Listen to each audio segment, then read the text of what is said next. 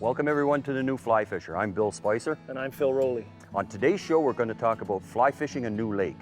We're going to teach you everything you need to know about fishing a new lake or improving your results on existing bodies of water you may be already fishing. It's going to be a great show, so get ready to take notes. We'll be right back.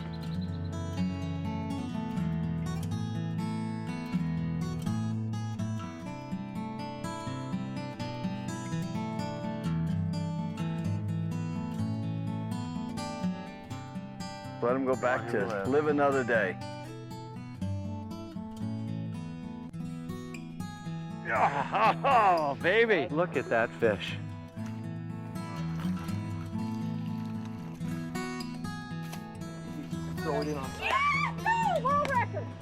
We talked earlier about having the optimum conditions. Here we've got perfect conditions. This is a good example of the family Heptageneidae. This is why you need a lot of backing.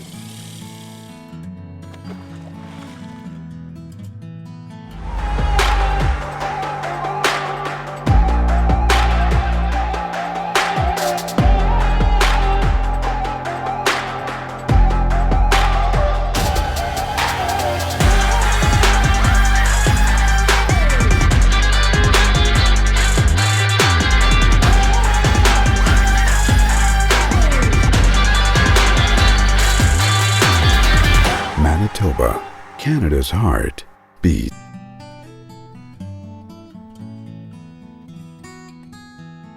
On today's show, the New Fly Fisher crew is fishing the Parklands near Russell, Manitoba. This area is renowned for its plentiful and abundant lakes filled with huge trout. Best of all, most of these lakes are within an hour's drive of each other with easy public access. The three species of trout we're after today are rainbow trout, brown trout, and the ever-aggressive tiger trout. Just wait for it to swim.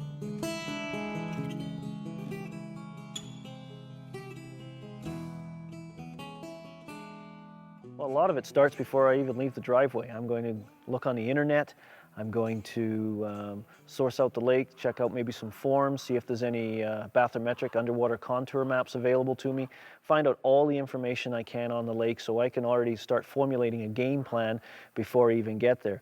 Then when I get on the lakeshore, I'm going to take a walk down to the shoreline. I'm going to look along the shoreline edges on things close to the shoreline, such as cleaning stations, trees, spider webs for signs of a hatch. I'm going to look into the water. If there's a dock, I'm going to walk along there and have a look. I'm going to look out on the lake. I'm going to look for signs of moving fish, interesting features, points of land, little islands, those kind of structure as well, to give me some kind of idea where I'm going to go. And I'm already starting to make my game plan of flies I'm going to use, presentation techniques, and where I'm going to go.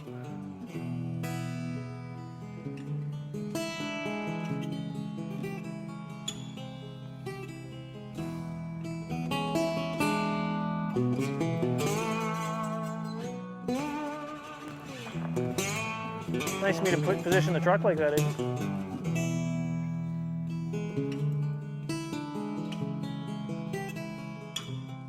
Phil, now, in stream fishing, we do look for a few things to find fish. Is it the same with lakes? Can you explain to us what we need to look for with fish, where they prefer to be? Yeah, it's actually very similar. I use three factors myself: comfort, protection, and food.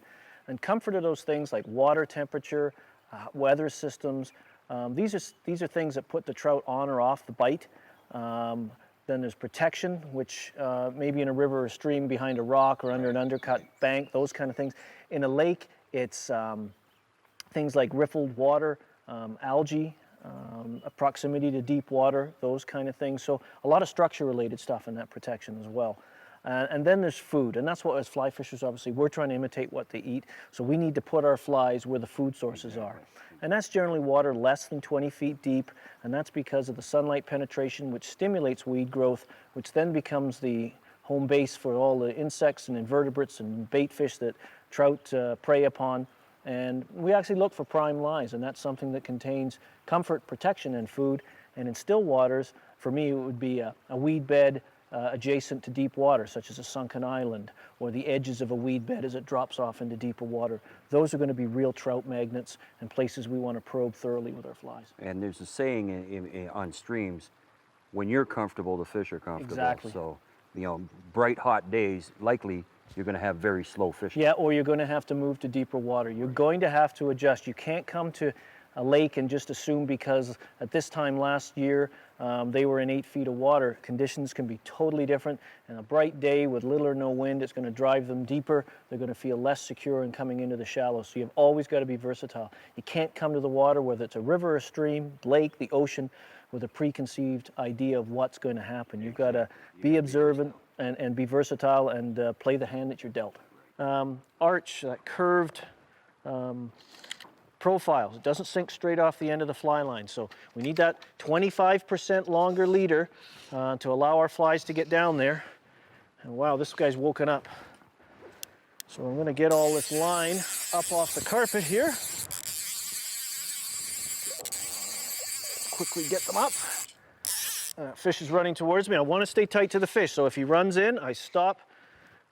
Don't lose concentration on the fish while trying to get your fly line up, but you want to try and clear the deck if you can so you don't accidentally step on things or break a fish of a lifetime off. Now we got him to the reel, and we'll just battle him from here. Pull him up from the depths.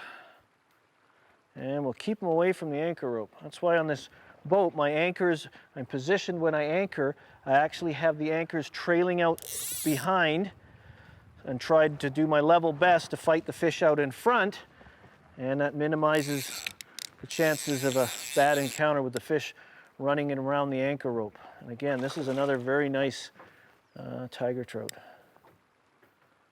They're really starting to really respond to this chironomid. Funny, some of these look, you can almost see the more brookie in them, and the other one you can see the more brown in them. So this one's, oh, this is a nice one. This is a very nice tiger.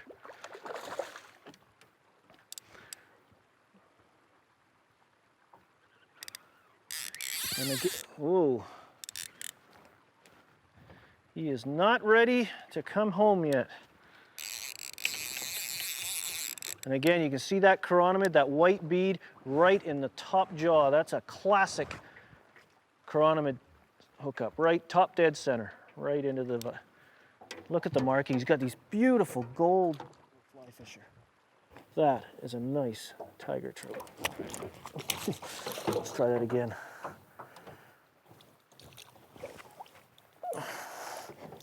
They're slippery little things. That is a gorgeous tiger. We'll just put him in the water, let him catch his breath. That one there is a good 20+ inch tiger.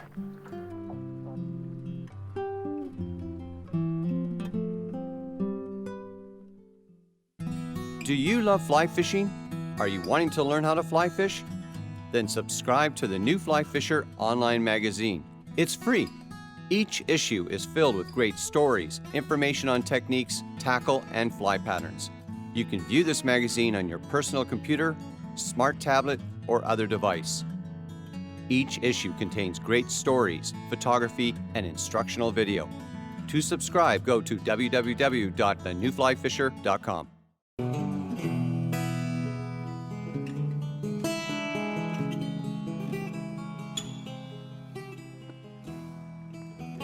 Strong fish. A dead slow twitch on this fly. Bob just handed it to me. It's his own design. And I'm using an intermediate sink line, and I'm finding out how strong these tiger trout are. They're extremely strong. He's twisting me around. As you can see, oh yes, it's a decent fish too. And if I could trouble Bob to come over here, please. And I have no net. I've come prepared, I have no net. This is quite a hefty trout. And he's taken line out, and I am enjoying this. Put a little side pressure on, see what happens. Now, I've seen tiger trout once before in the United States. I never had the pleasure of catching one. So this is new for me. Oh. And he's not being kind to the camera. And Bob has one on too. So there's the reason why Bob can't come over and help me. Oh yes. This is quite a unique pattern on the side of these. And wow!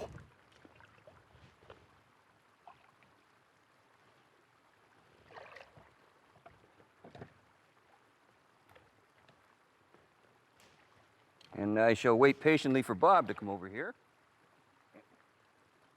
Now we got to get within camera.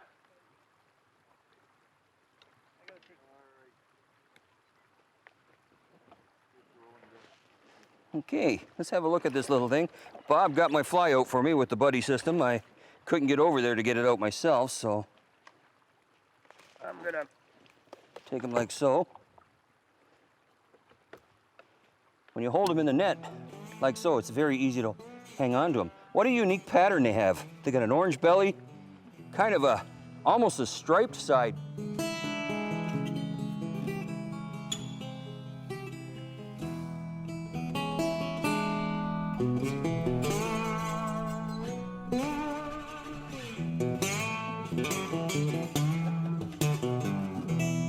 Just a little guy, but quite often they'll smack because it rises. It's like Sawyer's induced take.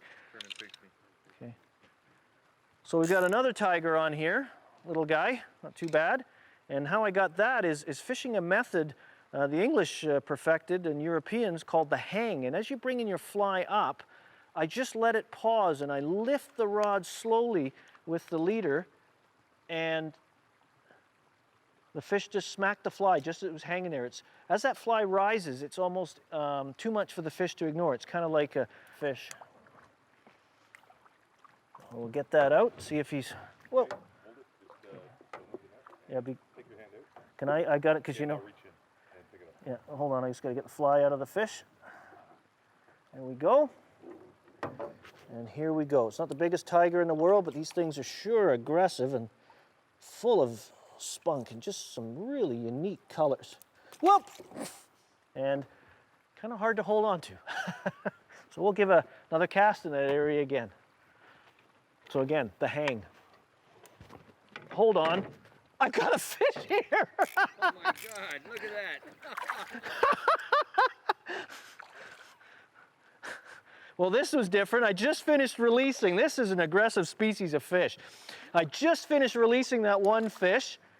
The fly is hanging. I go to pick up my rod, and all of a sudden it's bent. There's a weight on it, and the fish has come in and smacked my little nymph, sort of a caddis pupa generic looking pattern. I'll show it to you in a second, but these tigers are so aggressive. That was just hanging there. Oops, he's buried it right into his, like these, when they commit to they're almost like a salmonid equivalent of a pike. You can see that beautiful coloration right there. And we're getting, this lake's reputed to have them well over 20 inches, so I'll be excited.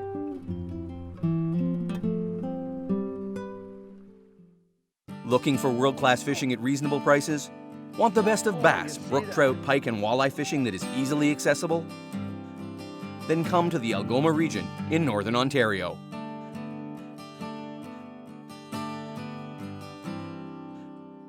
Easy to access by road, plane, or even train, Algoma features some of the best fishing in the world. To learn more, go to algomaregion.com or call toll-free 1-800-263-2546. Phil, let's talk a little bit about flies. Now, I know there's three basic flies that you should have for still water, which are scuds, chironomids, and leeches. Could you tell us a little bit more about them, what we need to look for in these flies? Certainly, Bill. The first one I've got here is a box of my chironomids, or one of my boxes. I have a bit of a chironomid addiction. But down the left-hand side, or my left of the box, I have a selection of chironomid larval patterns, or bloodworm as they're commonly known.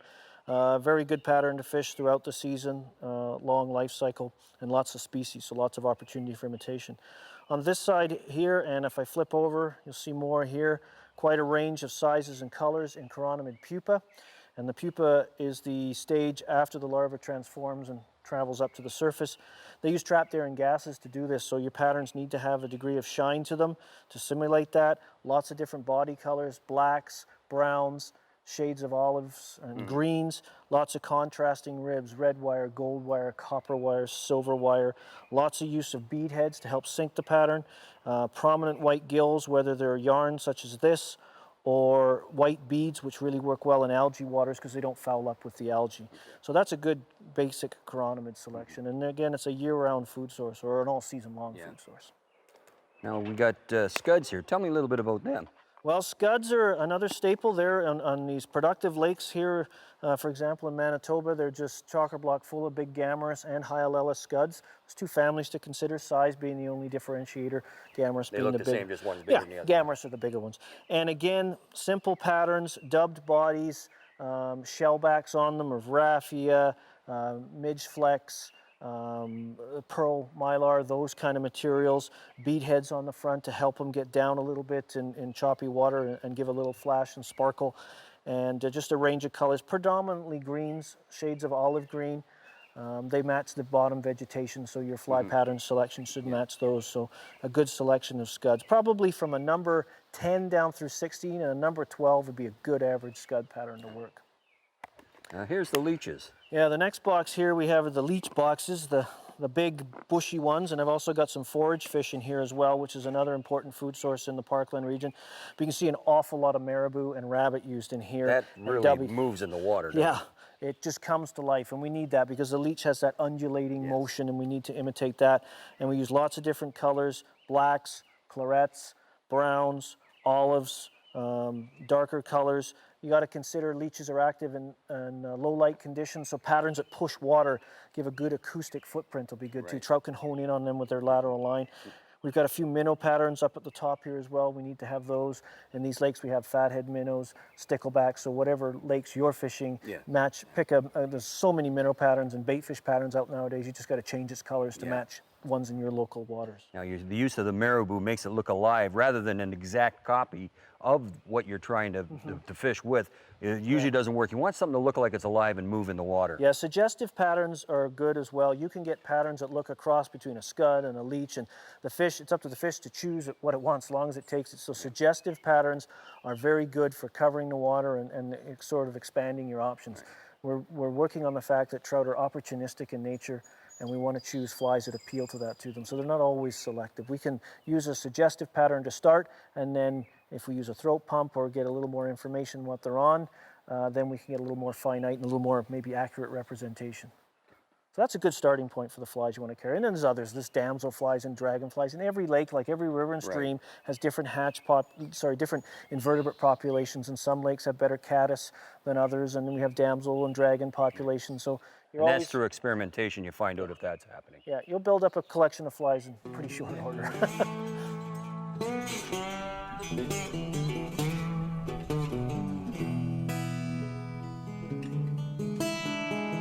In addition to water temperature, other comfort factors to consider include barometric pressure and the effect of cold fronts. For example, when a cold front approaches, typically the barometric pressure drops. This tends to put fish off the bite. No one's quite certain why, but it definitely has a pronounced impact when we're stillwater fly fishing. One of the tactics I found to be successful is to move from perhaps shallower waters where we're working our flies in say 10 or 12 feet to the edges of drop-offs, or perhaps out into deeper water, say even into 18 or 20 feet. Here we use slow sinking lines, attractor style leech patterns, and try to prey on the trout's naturally aggressive predatory nature to be successful. Other things to look for as well affect oxygen content. We talked about temperature doing that, but springs, weed beds, these all give off oxygen. Springs, underwater springs, cool water has a good dissolved oxygen content. Weed beds, because of photosynthesis during the day, plants respire, taking in carbon dioxide, giving off oxygen. This will attract fish to weed beds as well. So those are some of the comfort factors you need to consider when you're trying to find trout in still waters.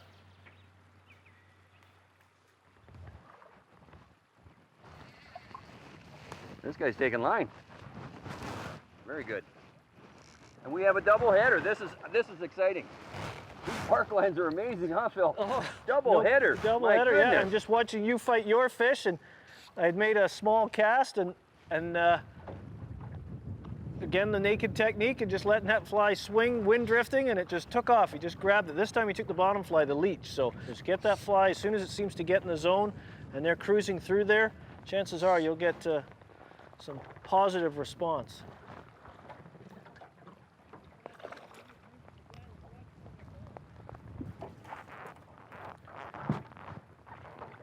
Nice fish, Bill.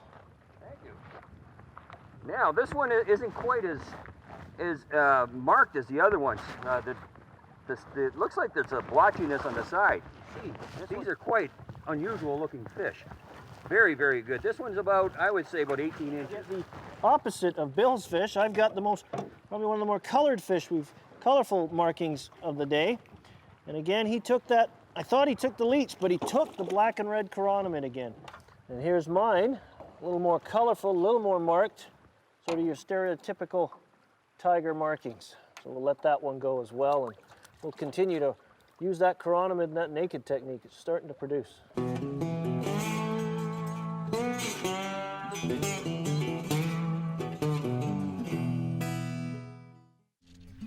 Fish on with the indicator. Just saw that draw under, and we have a fish. We're not sure which fly it took yet, but it feels like a good fish. And again, that was just using 12-inch pull to pitch those flies up. There's a number of different techniques you can use when you're fishing the indicator. You can fish them static, just let them sit. Or you could slow hand twist retrieve. This one's really bulldogging. Or you can use what we're doing today, because the fish are very active, that 12-inch pull, and then let it sit. And that's exactly what I did on this fish, is I pulled on the line, drew that indicator toward me about 12 inches, let it settle. No sooner as it settled, and boom, under she went. This looks like a pretty good little tiger. Oh yes, this is a very nice tiger. He took the leech. We have a very nice look tiger crew here.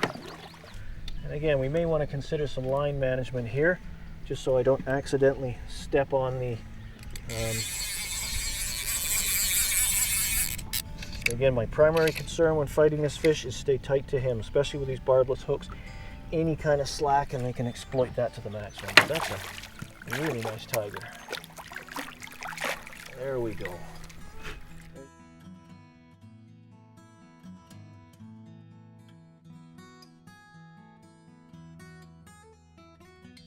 We have run out of time, but be sure to watch for part 2 of New Lake Strategies with Phil Rowley and Bill Spicer. For more information on today's show and others in our series, visit us on the World Wide Web at www.thenewflyfisher.com. From all of us here at The New Fly Fisher, thanks for joining us. Tight lines, and we'll see you next time. The New Fly Fisher was made possible thanks to Ontario, yours to discover, Scientific Anglers, Sage Fly Rods,